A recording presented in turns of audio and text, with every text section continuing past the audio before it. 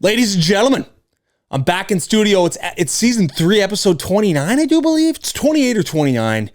And I'm late to the party. You know what? I had big plans to start the new year off, just absolutely buzzing, but I went into Halifax for the World Juniors, and I will get to that momentarily. But I did want to say in the pregame show, make sure you are in the Chalkboard app. Okay, just a sec. I got to adjust my headphones here.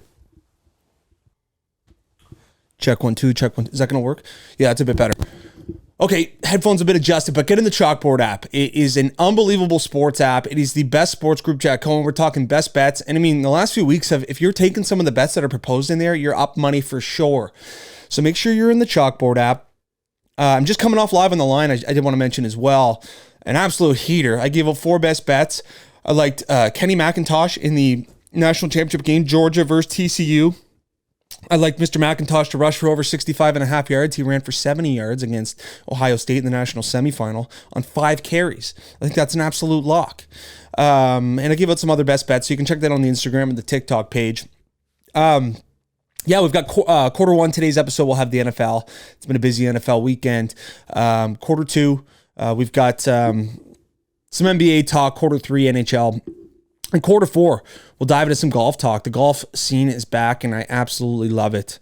But yeah, I do apologize about no episode last Friday because I decided on the Thursday night, it was the gold medal game in Halifax, Nova Scotia, about an hour from where I reside. And I said, listen, Greg, you got to go get in the mix. So me and one of my best buddies, Noel Morgan, shout out to Noel, we got in the mix. We went to a nice bar downtown called Dirty Nelly's. Watched the game there, slugged pints. It was a great atmosphere, and it was truly a great game. I mean, for a long time, obviously Gunther opened up the scoring with an absolute rip, and then Shane Wright's goal in the second period to open up the second period, that was disgusting. Toe drag off the wall, backhand top cheddar. And I'm sorry, guys, if you're not a big World Junior person, it's such a big event here in Canada. It's just is synonymous almost with the holidays. I mean, every Boxing Day you get ready for the opening puck drop, and but yeah, like I said, it was an hour away. The tournament was hosted in Halifax and Moncton, and yeah, it was just electric. Obviously, Canada ended up winning in overtime. Czech made it 2-2 in the third period, and then Dylan Gunther on a 2-on-1 with Joshua Waugh. But it was an amazing tournament. I think the capacity or the percentage of tickets used during the tournament was a record. It was something in the high 90s of percentage tickets used. Just an incredible event. Yeah, like I said, the city was buzzing. So, you know, I decided that Friday I was a useless piece of garbage. And as I get older and as I mature, I can't do it like I used to. And you know, I probably had probably 10 beer throughout the night, but they were all draft beer, all from the bar, and this is multiple bars, mind you, and this is from 4:30 to about 12:30. I shut it down, but the next day I'm completely useless. So I'm gonna have to monitor that. I need to figure out a hangover remedy because I'm just such a useless piece of garbage when I'm hungover, and I could see some issues moving forward once I have some more. We'll say when my plate's a little bit more fuller moving forward in my life, I'm going to need to address that. But some takeaways from the World Juniors, just continuing on in the pregame show. Man, Czechia and Slovakia, they're closing the gap on the Big Five. So, historically, the Big Five in kind of junior hockey and just even in international hockey has been Russia, Canada, the United States, Sweden, and Finland. But I would argue Czechia and Slovakia are really closing that gap, and they're doing some great things in the grassroots level there in their respective countries. I mean, we look at Slovakia, they had the top 2 picks last year in the 2022 NHL entry draft with Necas and Slavkovsky going first overall. And Czechia is just a solid country. I mean, they've had just solid NHLers throughout their history. We look at the Boston Bruins, the best team in the NHL. Their second line is all Czechia-born players with David Pastrnak, David Krejci, and Pavel Zacha.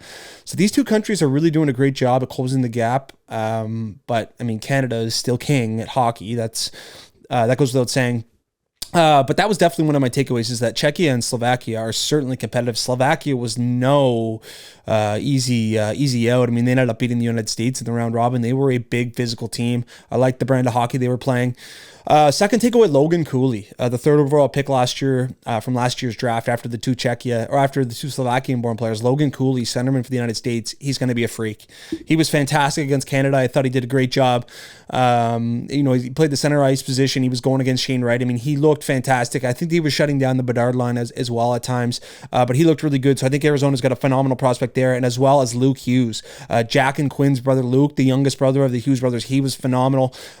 Just so poised with the puck. I can imagine that he's going to be in the NHL, if not this year, definitely next year for the New Jersey Devils. So two of the top prospects from the U.S. I really enjoyed Cooley and Luke Hughes.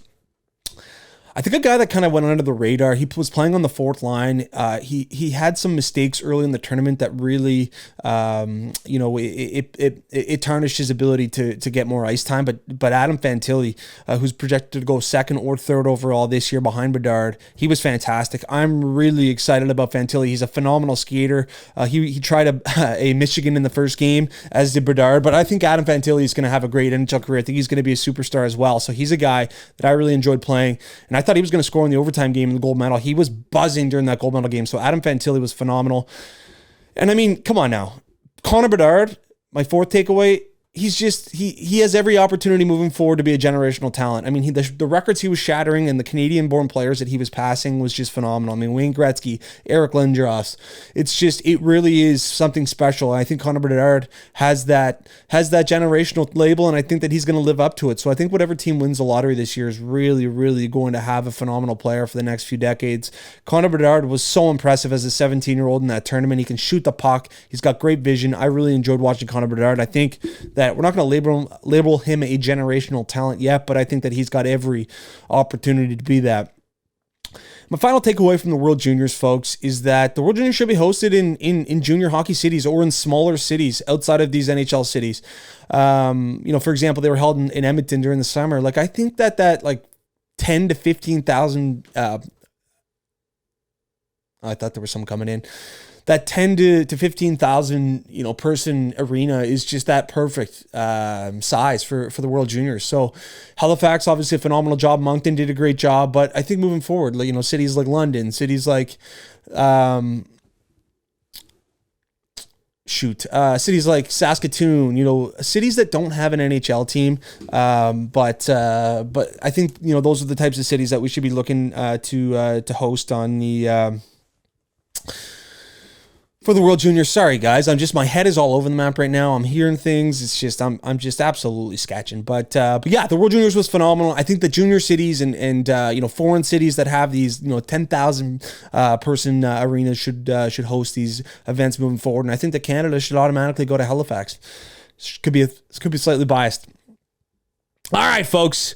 Quarter one, episode 28 or 29 of the Daily Intermission podcast. I'm moving in to the NFL. And Saturday we had some games. And I didn't realize we had Saturday games. I was actually on a live on TikTok, and I was shooting it with everybody. And they were like, yeah, Greg, we got the Chiefs, Raiders, and Titans, Jaguars tonight. And I was like, excuse me? Oh, well, that's news to me. So I sat down, and Saturday was phenomenal. I had basketball. I had some NHL going. I had the golf in Hawaii, which was on prime time. And I also had some football going. And, in the early game, the Chiefs absolutely rinsed the Raiders.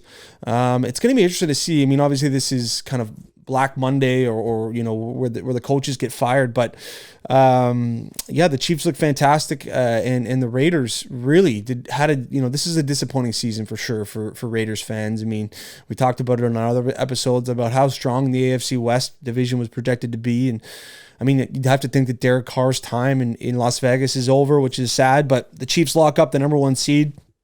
I wonder what the Raiders offseason is going to look like. I don't think they're going to get rid of McDaniels yet. I think he'll have a little runway next season. Jared Stidham, I don't think is that guy, although at times he looked good. He played well against the 49ers 2 weeks ago. He didn't look overly fantastic against the Chiefs. So I don't know, what are they going to do to address the quarterback position? I mean, obviously they brought in Devontae Adams, so it's going to be interesting. Definitely one of the teams we'll be watching in the offseason, but certainly a disappointing season for the Las Vegas Raiders and the Chiefs. Number one seed in the AFC, definitely going to be. So the AFC goes through Arrowhead. That is always tough. Except, actually, if the Bills make it to the AFC Championship, it'll be played on a neutral site. That's an odd, obviously, due to we'll get into all that. But later on in that game, later on in the night, the Jags took on the Titans, and the Titans, a lot of people were bullish on the Titans plus 6.5 or even the Titans money line. The Titans looked like they were going to win this game.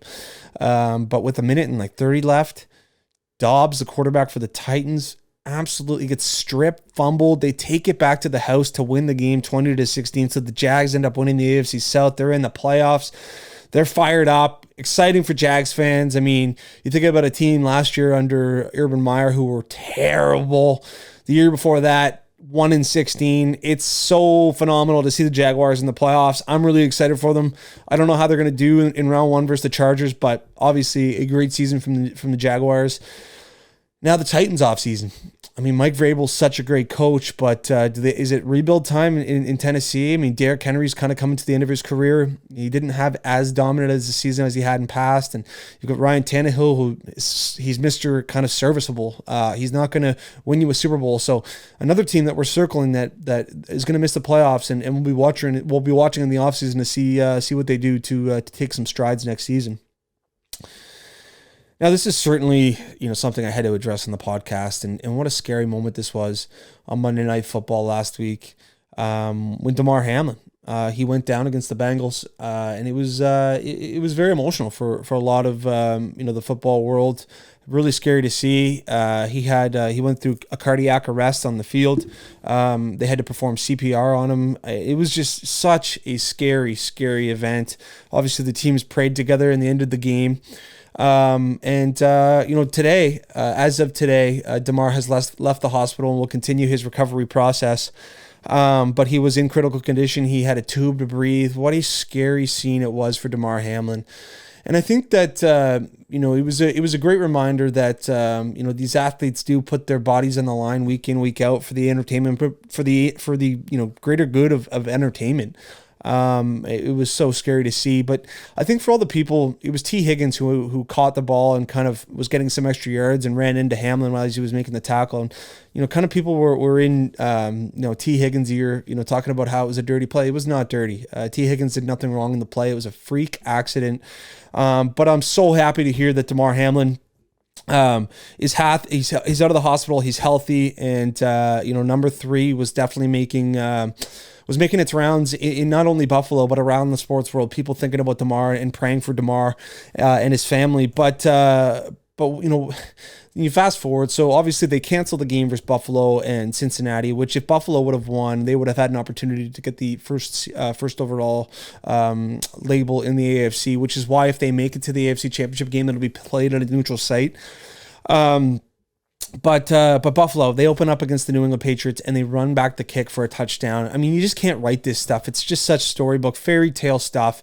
Buffalo ends up beating New England, ending the New England season, and I'm sort of happy about it from the New England standpoint. I mean, this team wasn't going to make any noise in the playoffs. They just weren't there. I'd see some major changes coming from them this offseason. They've got a lot of cap room, but what a tremendous story the Buffalo Bills are going into the playoffs, and I know they're going to be a team that I'll be rooting for sure. I just have that feeling it's going to be Bills, Kansas City, and neutral site. You just have to have that feeling. So the scenarios moving in, just kind of recapping Week 18. So the scenarios that had to happen, the Pats had to win, which obviously they lost to the Bills. So the Finns then moved into a win and in situation, and the Steelers moved into a win and in if the Miami Dolphins lost. We all know that the Miami Dolphins won an ugly one against the New York Jets. So the Miami Dolphins will grab the 7th seed in the AFC and end up playing the Bills, which I don't think the Bills will have any issues with. It's going to be interesting to see, is Tua going to be ready to go? Who's going to be playing quarterback for Miami? So we'll see.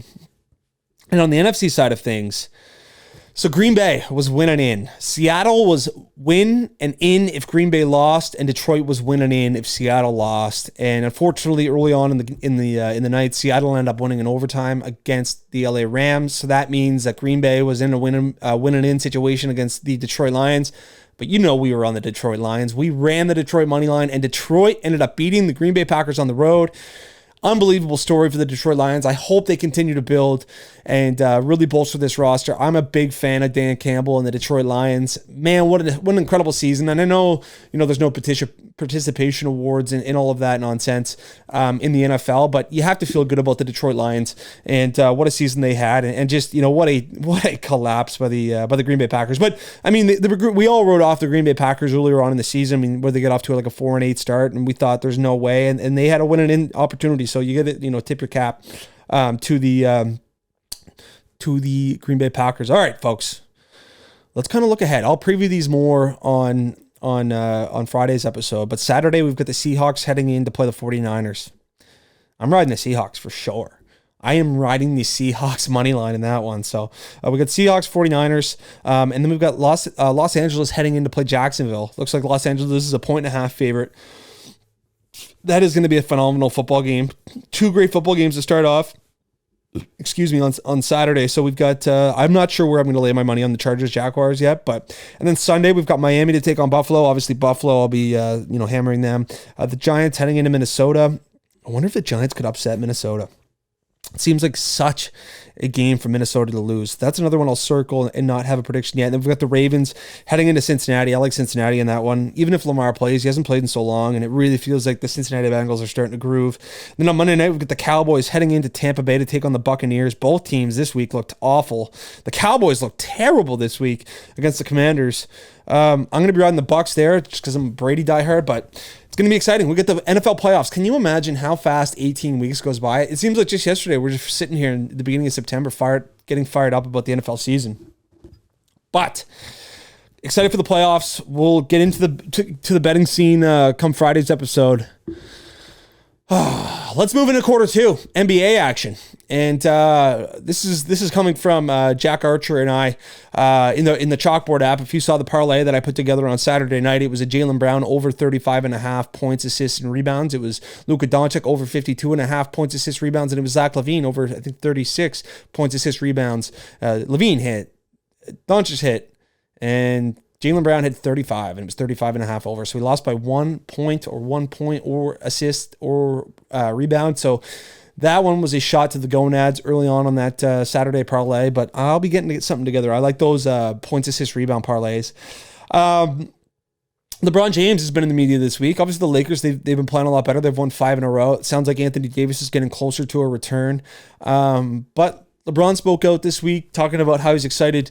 I guess the biggest kind of icing on the cake, or the cherry on top, would be to play with Bronny as he comes into the league, to play a full year with his son. So I think that's going to come into fruition. I don't see any reason why it wouldn't. That's going to be really special. And I've talked about that in the past. But he said, he's a little frustrated, I think, with the Lakers management right now. He said, y'all know what the fuck should be happening, bolstering the Lakers roster. So I think Lauri Markkanen's a guy. Utah's obviously folded as they were at once first in the Western Conference. They're now outside of a playoff spot. There's definitely some teams. I know they've rumored to bring back Kuzma from Washington. So, they're a team that's probably going to make some noise here. Whenever you have LeBron and AD, you can't write off a year. And this is a team that needs to bolster up pretty soon. But, LeBron vocal this week on saying, all right, let's bolster up and let's make some moves. So we'll be watching the Los Angeles Lakers to see if they make any moves this week. The Raptors, the Toronto Raptors, the home, or I guess the face of the North, they're struggling. They're outside of a playoff position. They find themselves 12th in the East right now. And they lost 7 in a row before they won last night. But, I'm kind of on the full tank mode. Like, you might as well just blow it up, in my opinion. Get rid of OG Anunoby as his stock is high. Maybe get rid of Freddie VanVleet. I think you hold on to Pascal and Scotty Barnes. But, thinking back to the Raptor or to the Brooklyn Nets summer, when Durant was available, would you have traded OG and Freddie and somebody else? Maybe not Freddie because, of Kyrie. But anyway, it's going to be interesting to see what the Raptors do. They're going to be an interesting case study because I think you've got a tank. I think, obviously Victor Wembanyama is incredible, generational talent, but there's other guys, I think, too, that are really highly touted prospects. So it's a good draft to have to get in the lottery mix. So I think the Raptors, I think it's tank mode. Be interested to see what we following along. I mentioned Lauri Markkanen earlier, could be a guy that the Lakers target from the Utah Jazz. If you watch his highlights from the game against Chicago on the weekend, dude threw down like 5 postering dunks. Like, where is this guy coming from? Obviously he had some solid seasons in Chicago, but in the revenge game, going back to Chicago, he put on an absolute clinic. They ended up losing the game, but what a machine Lauri Markkanen's been. Definitely going to be a all-star this year, but Lauri Markkanen been incredible. The Brooklyn Nets, Only one game back of Boston. Who would have thought at the beginning of the season they fire Steve Nash? It seems like an absolute circus act. Ben Simmons isn't playing. But Brooklyn finds himself one game back of the Boston Celtics, but Durant will be out at least 2 weeks with a sprained MCL. I still think they've got enough talent there in Brooklyn to win some games without Kevin Durant. But Brooklyn, man, they've been fantastic. And I thought that, I've been giving them shout outs lots. I'm really impressed with what I'm seeing from Brooklyn. Just finally in the NBA, John Morant apparently knocked out a 17-year-old, or at least punched him in the face, in a street ball altercation at his house. Apparently, the 17-year-old didn't like something that John Morant had said to him, and he threw the basketball at his face. John Morant proceeded to punch him in the face. So, I don't have the full details on this situation, but I know John Morant's been charged, and apparently he was claiming self-defense, but obviously a 17-year-old being a minor, we'll see what happens there with John Morant. That is just something that you hate to see, especially from a team like Memphis, their star player who have been phenomenal. But we'll be continuing to monitor the NBA. Obviously, we've got a few weeks until the All-Star game, and I think things are going to start to heat up in terms of players moving teams really deciding that they're going to be in tank mode, or deciding that whatever they've got going isn't going to be good enough. So I know this is going to be a good year to be in those last 5 positions in the NBA. So we'll continue to monitor that. All right, folks, quarter 3, NHL talk. And, after watching the World Juniors the past few weeks over the holidays, it just got to me in terms of the fact that we haven't seen international best on best from these NHL players in so long. I'm starving for it. So I think the NHL really needs to figure this out quickly, because there's nothing more prideful. There's you think about the golden goal that Sidney Crosby scored, and you just think about the accolades that certain players build up, even for their Hall of Fame case on the international stage. And the fact that the NHL's been without this for so long is such a shame. So I thought that I'd mention that just at the beginning of the NHL segment, but that we need to figure this out.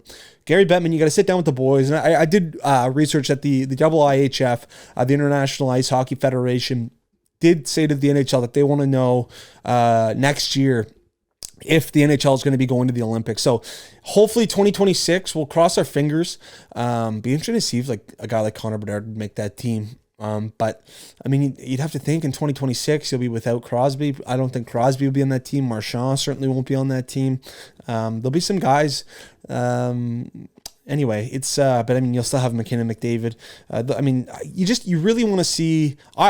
Selfishly, last Olympics I wanted to see McDavid, McKinnon, and Crosby as a line. Anyway, I'm gonna get a full on torque here on the podcast, but hopefully we get some international hockey here soon. David Pastrnak scored a hat trick last night. The Bruins are on an absolute tear right now in California. They've absolutely made quick work of the Kings, Ducks, and Sharks. But David Pastrnak scored a hat trick. He's now second in the league, 1 goal behind McDavid. He's got 32 goals in the season.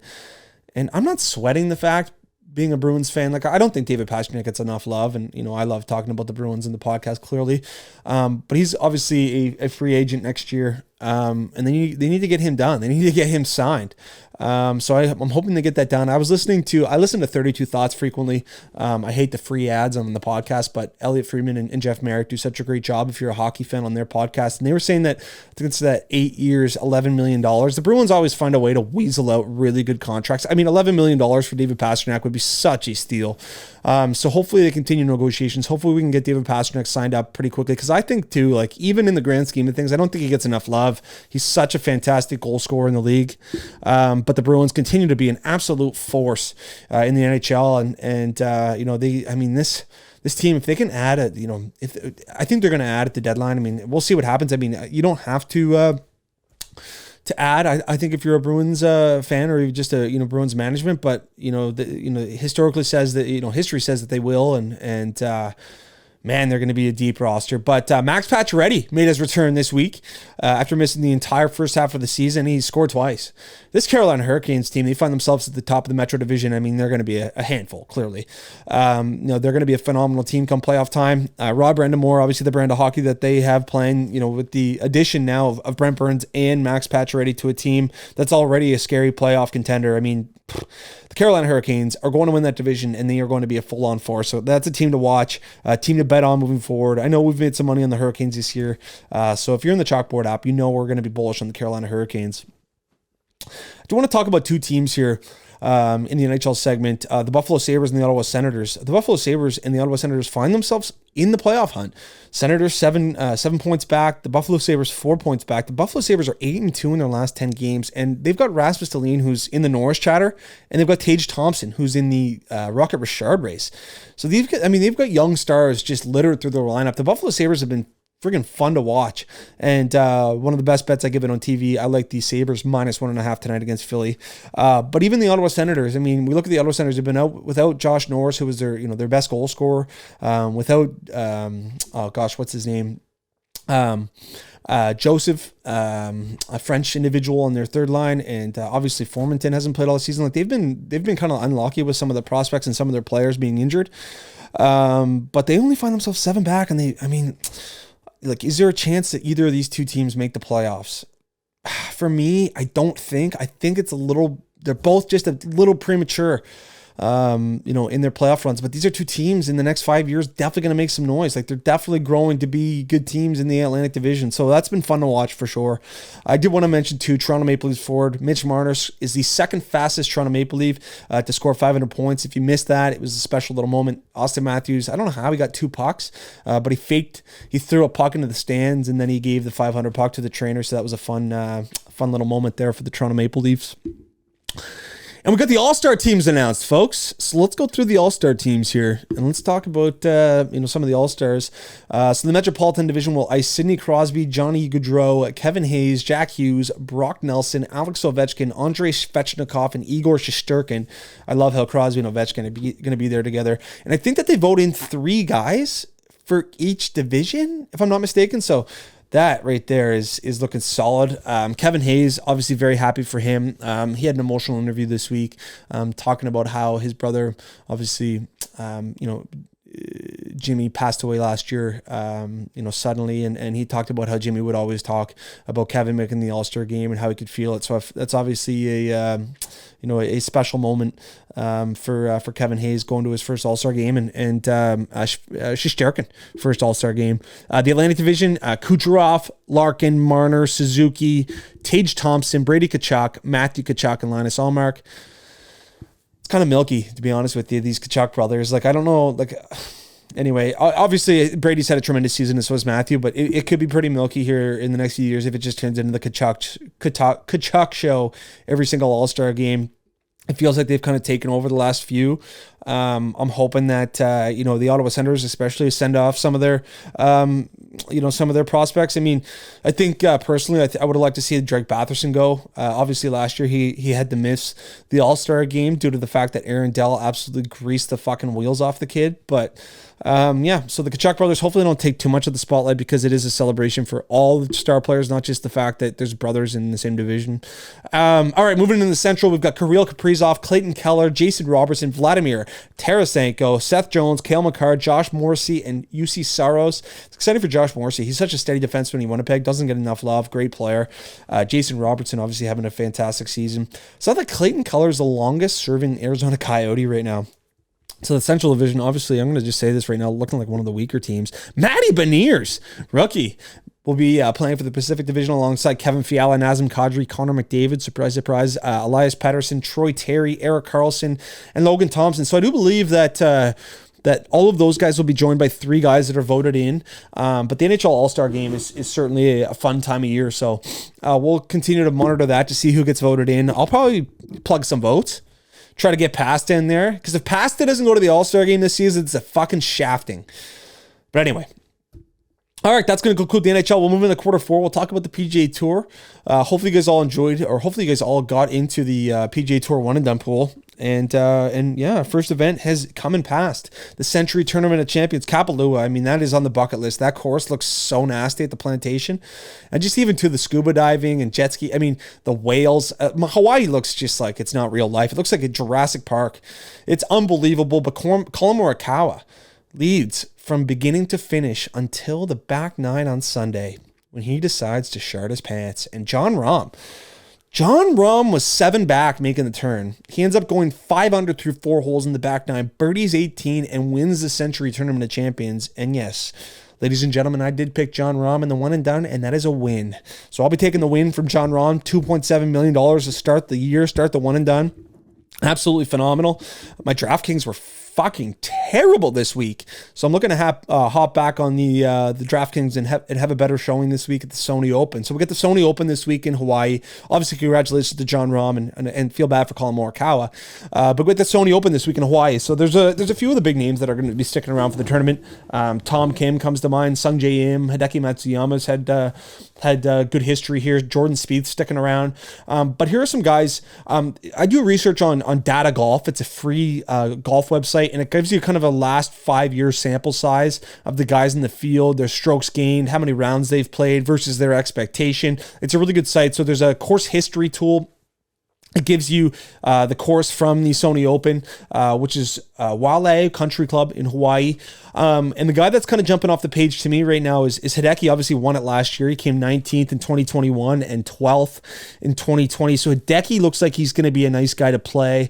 It's obviously tough to win back-to-back. Russell Henley is coming off a second place finish last year. He came 11th the year prior. So Russell Henley might be a nice play.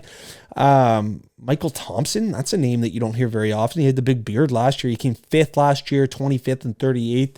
Not really a guy I'll be looking to. But who gains the most strokes? Corey Connors. Corey Connors, he didn't play in 2021, but in 2022 he came 11th, 2010, 12th, and 3rd in 2019. Corey Connors, you can lock him into a few DraftKings lineups. Obviously plays fairly solid here. Keith Mitchell, another guy, came 7th last year, 14th in 21. He got cut in 2020, but he was 16th and 25th. So Keith Mitchell's got a half decent track record here. He's been top 25 in 4 of his last 5 starts here. Adam Svensson came 7th here last year. Patton Kizzire seems like he's Patton Kizzire won here in 2018. He came 7th in 2021. So these are all names that I wouldn't take. I'm going to tell you guys right now in the one and done, I'm taking Tom Kim. So Tom Kim will be my bet this week in the one and done. I just think that this course, it's a par 70. I guess that the fairways hit on average per player is like 55% of the time compared to the tour average, or course average, which is roughly around 64% typically. So typically players hit the fairway around 64% of the time, and at this event it's around 55, 54. So obviously driving the ball accurately will be at premium this week. So yeah, I'm looking at a guy like Tom Kim. Obviously he doesn't drive it very far, but he drives it very accurately, and he played well last week. So I'm going to ride Tom Kim. But these are just some other guys that you might be able to you might be willing to take. Corey Connors, Hideki Matsuyama, Sung Jae Im, Jordan Spieth. I wouldn't burn Jordan Spieth at this event, but who knows? Anyway, it's going to be a phenomenal event. The PGA Tour's back in the mix, guys. I really appreciate you. Thank you for listening. Thank you for tuning in. We'll be back on Friday, hopefully with a guest. But listen, everybody, enjoy your weeks. Get in the Chalkboard app. Make sure you're on the TikTok and Instagram. And listen, have yourselves a fantastic week.